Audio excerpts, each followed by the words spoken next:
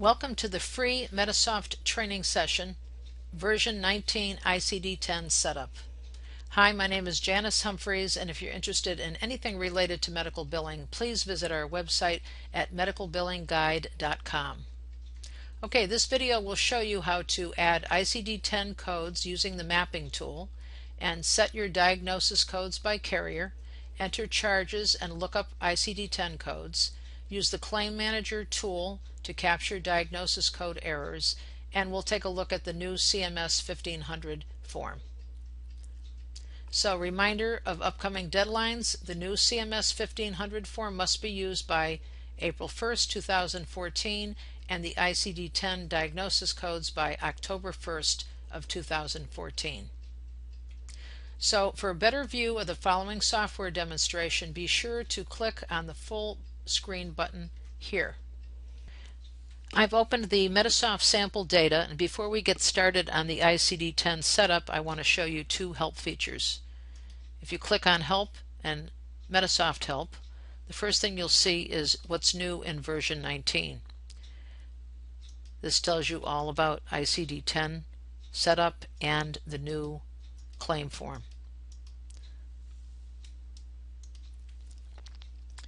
Another great feature is if I click on Medisoft Help and go into the search, I'm going to type in the word clickable and list the topics, and I see clickable CMS 1500 form 0212 version. This is the new version. I'm going to double click on this and open the claim form. And this is a great feature because I can click anywhere on the form and see where I enter the data in Medisoft in order to have it populate in the field. Box 19 happens to be a field that's changed quite a bit. Any of these fields, just click on them and you'll see where you need to enter the data to have it appear. Nice feature. So let's start with the ICD-10 setup, and I'm going to let you know up front that this can look a little confusing, and I have found it best to just go through all the setup, start entering the charges and printing the claims, and the process will become clearer to you as you go along. But first, let's take a look at the diagnosis code list. I have already updated this data to version 19. In earlier versions of Medisoft, you would have noticed that the code would say here code 1, code 2, and code 3. Now you can see code 1 is still the same. It's a hard-coded diagnosis code that can't be changed, but here's the ICD-9 code and then the ICD-10. That's what's changed in this version. What you'll notice is that this code is what's going to be used in the utility to populate and be matched to an ICD-10 code. So it's really important that the ICD-9 code you see here is correct. So before running the utility, you want to make sure that all of these codes here in this middle column are accurate. I have found the most common error is missing punctuation. Now, you could print the list if it's not too long. Just right-click and go to Print Grid, and you can go ahead and say OK, and it will print all of the diagnosis codes. However, that may not be practical if your list is too long. If you have codes on disk, perhaps you'll have hundreds and hundreds of codes. It might be easier to just scroll down and change them, take a look at the codes, and make any necessary corrections.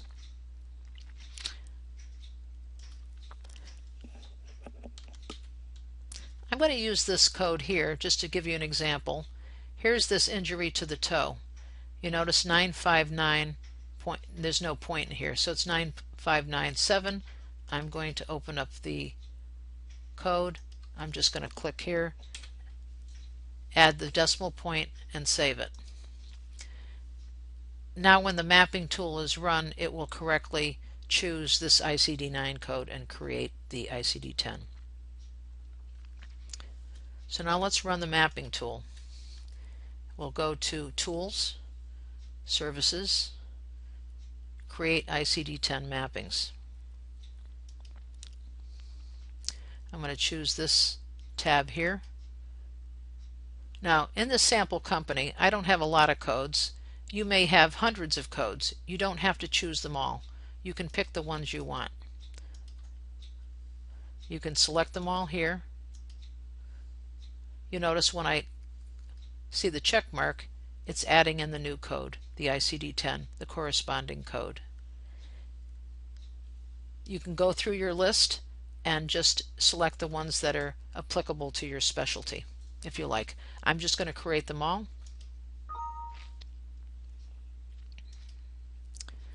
Next, I'm going to go to Other Mappings, and this is a list of all of the ICD-9 codes that have more than one ICD-10. You notice if I have a sprained ankle, I've got 2. Difficulty breathing, that gives me 5 ICD-10 codes. So I can select them all, or whichever ones I want, and then create selected code.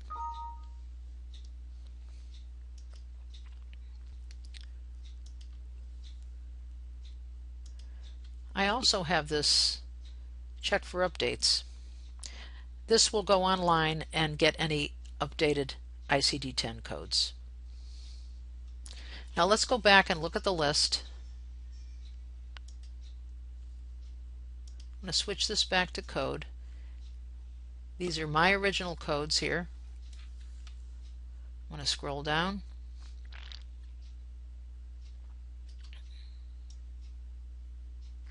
And here are the ICD-10 codes. And I can tell because this third ICD-10 code is populated, so I can tell which ones are which.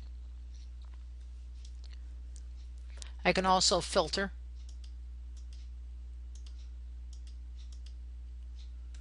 And this will make it easy when you see when I enter charges how much easier it's going to be able to pick an ICD-9 and I'll know automatically what the ICD-10 code is.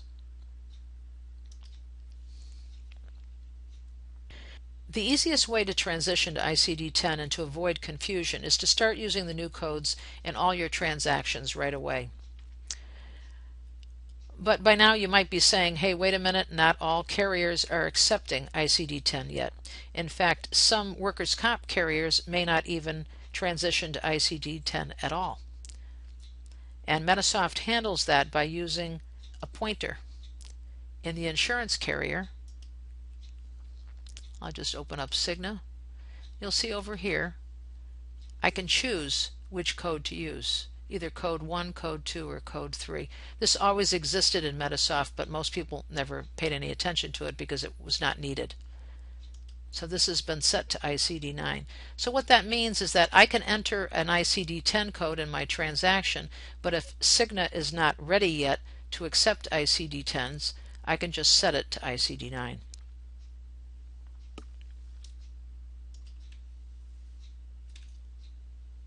Again, as with all big changes, we are given a transition period, and as I said, not all carriers will be ready at the same time. So it's just actually a better idea to switch over to ICD-10 incrementally, and in that way you can more easily manage and limit your claim rejections. Now, I have a very short list here. If I wanted to update my list all at once, I would go to Tools, Services, and set the ICD-9 or 10 version. So I'd have all my list of carriers here. I can click the code set and I can tell the system set everybody to ICD-9 or 10, or I could select just the carriers I wanted to change. If I had 25 Blue Crosses, I could change all the Blue Crosses at once. So for now, I'm just going to update this to the ICD-9, select them all, and change all these carriers to ICD-9, just for now. You can always come back to the utility later on and change the carriers as you wish. So now we're ready to enter some charges, and depending on your specialty, you may want to set up more than 4 diagnosis codes, and you do that under File and Program Options. And click on Data Entry and here's the number. You can change your number of diagnosis codes here: 4, 6, 8, 10, 12. I'm going to leave it on 4. So I'm going to show you 2 examples, and for the purpose of this exercise I've set the carriers to paper. So I'm going to start with J. Brimley.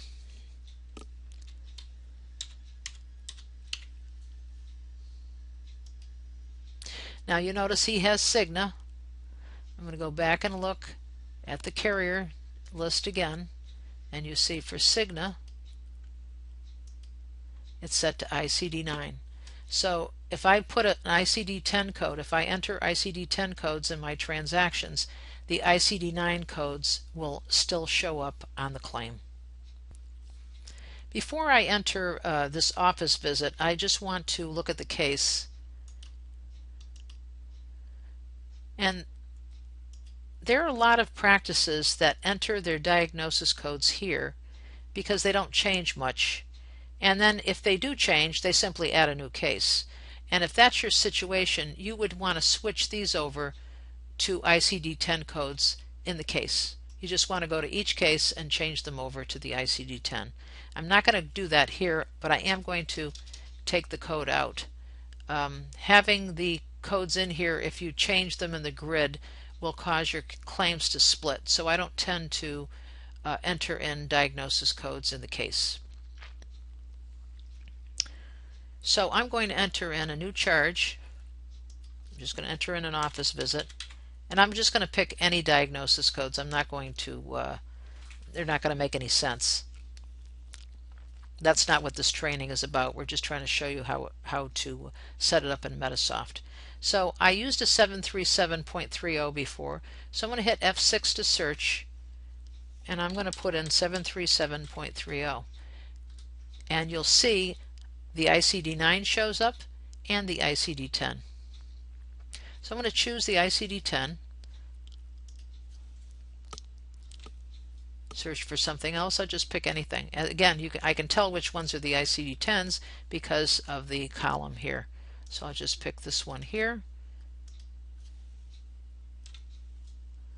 and pick this and choose this and save that. Now I'm just going to come down here and say print claim. I'm printing the paper because I want the visual for you to see it. We're not doing electronic claims here.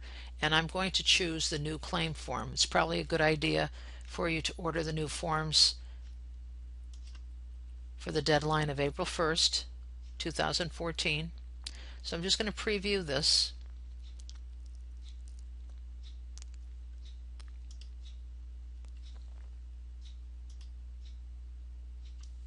There's 2 claims here. That was the first one that hadn't printed. Here's the claim we just entered. And you'll notice it's entered in the corresponding ICD-9 diagnosis codes. You'll notice ABCD uses pointers of letters instead of numbers, and it indicates the ICD-9 indicator is 9.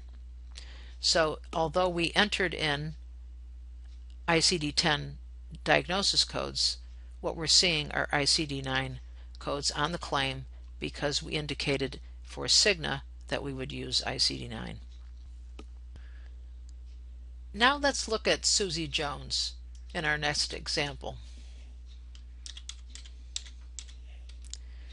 Susie Jones has FHP health plan.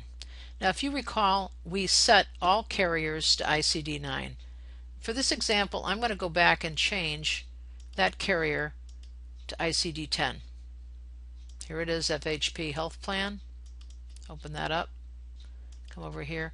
I'm going to change this to ICD-10. What I haven't mentioned yet is you can enter an effective date. You can use that if you want. Some people can just set the effective date for everything to ICD-10 effective 10/1/2014. You can do that if you want. In this case, I'm just setting this to ICD-10. I'm going to close this, open it back up again.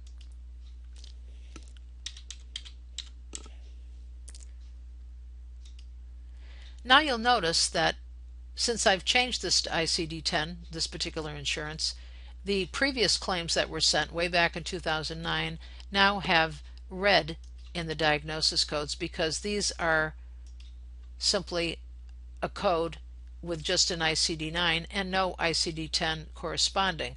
So if you were to try to send this claim, it wouldn't work. I'm going to add in a new data service, just an office visit, and I'm going to use the same codes just to demonstrate.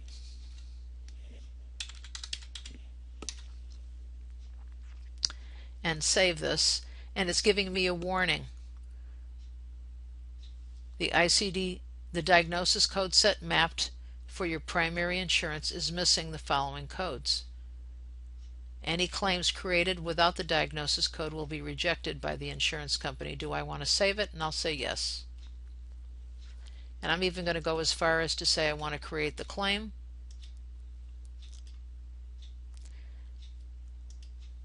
And it's not going to print it. But it did create the claim, and it's claim number 15. So I want to go look at that. So I'm going to close out of here, go to Claims Manager, and you'll notice here's my claim for Susie Jones. It has a DX error. This is a status. It won't send the claim, and it's going to let me know that. So it tells me that these are incorrect. So I'm going to go back to Susie Jones.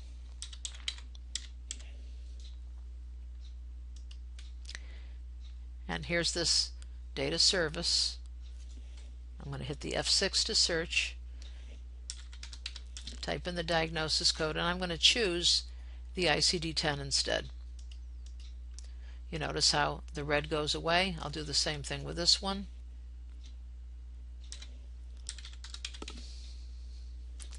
And here I'll choose the ICD-10 here. And now if I save it, it's changed. So now it's going to recreate that claim.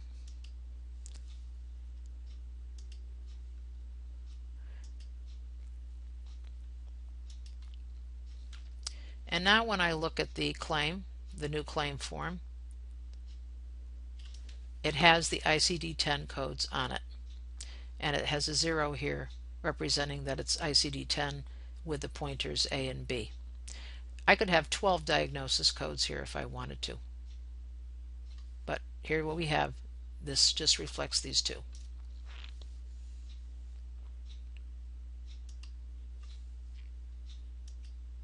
So these built-in safeguards should make the transition easier, although I encourage you to review your claims before printing them or sending them electronically.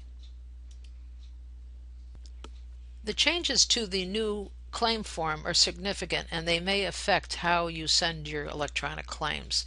If you use Relay Health, then no additional updates are necessary. If you send claims to another clearinghouse like Office Ally, Gateway, or ET&T, you are most likely using a print image of the claim, and depending on your specialty, you may need to update Medisoft to send claims in the ANSI 5010 format. No additional software is required, however. The setup is fairly complex. And if you'd like help with that, our contact information is available at the end of this video. And if you haven't upgraded yet, just send us an email and I'll forward you a quote. And remember that we discount all software. And to sign up for our free email tips that will save you time and money, just click on the link below this video to sign up. Thank you for tuning in to this free ICD-10 training session.